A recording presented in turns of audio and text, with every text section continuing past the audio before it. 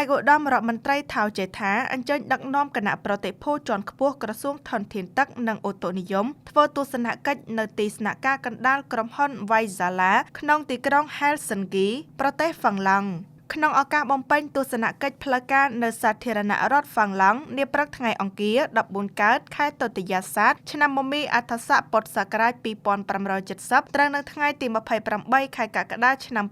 2026នេះឯកឧត្តមថៅចេថារដ្ឋមន្ត្រីក្រសួងធនធានទឹកនិងអូតូនិយមបានអញ្ជើញដឹកនាំគណៈប្រតិភូជាន់ខ្ពស់ធ្វើទស្សនកិច្ចនៅទីស្នាក់ការកណ្ដាលក្រុមហ៊ុន Vaisala ក្នុងទីក្រុង Helsinki ឯកឧត្តមរដ្ឋមន្ត្រីនិងគណៈប្រតិភូបានអញ្ជើញជួបពិភាក្សាការងារជាមួយលោកប៉ាណូប៉ាតាណែនអនុប្រធានក្រុមហ៊ុន Vaisala ទទួលបន្ទុកផ្នែកអាកាសធាតុថាមពលនិងបរិស្ថានដើម្បីស្វែងយល់ពីបច្ចេកវិទ្យានិងបទពិសោធន៍ក្នុងការផលិតប្រព័ន្ធរ៉ាដានិងធ្វើទស្សនកិច្ចនៅរោងចក្រដំឡើងឧបករណ៍ចលសាស្ត្រអូតូនិយមនិងរ៉ាដារបស់ក្រុមហ៊ុនឯកឧត្តមរដ្ឋមន្ត្រីបានជម្រាបជូនថ្នាក់ដឹកនាំក្រុមហ៊ុន Vaisala ពីការបដិញ្ញាចិត្តរបស់កម្ពុជាក្នុងការធ្វើទំនើបកម្មសេវាអូតូនិយមនិងចលសាស្ត្ររបស់ខ្លួនដើម្បីពង្រឹងការព្យាករណ៍អាកាសធាតុការកាត់បន្ថយហានិភ័យគ្រោះមហន្តរាយការគ្រប់គ្រងធនធានទឹកនិងភាពធន់នៃអាកាសធាតុឯកឧត្តមរដ្ឋមន្ត្រីបានបញ្ជាក់ថាដំណើរទស្សនកិច្ចនាពេលនេះផ្ដល់នូវឱកាសដ៏ល្អមួយ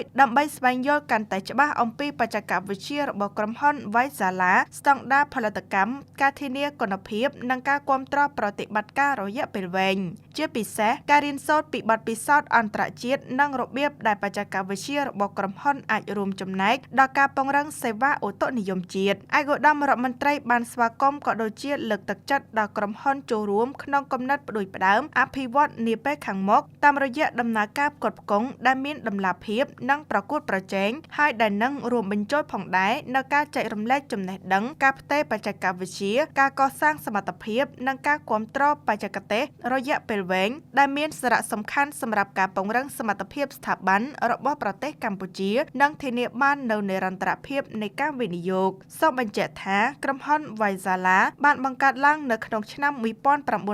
1936មានបុគ្គលិកសរុបជាង1900នាក់និងមានការិយាល័យជាង30នៅជុំវិញពិភពលោកនៅប្រទេសកម្ពុជាក្រុមហ៊ុនបានដំឡើង Doppler radar កម្រិត X-band ដោយជោគជ័យនៅអាកាសយានដ្ឋានអន្តរជាតិតេជោដែលគាំទ្រដល់សេវាកម្មអាកាសចរណ៍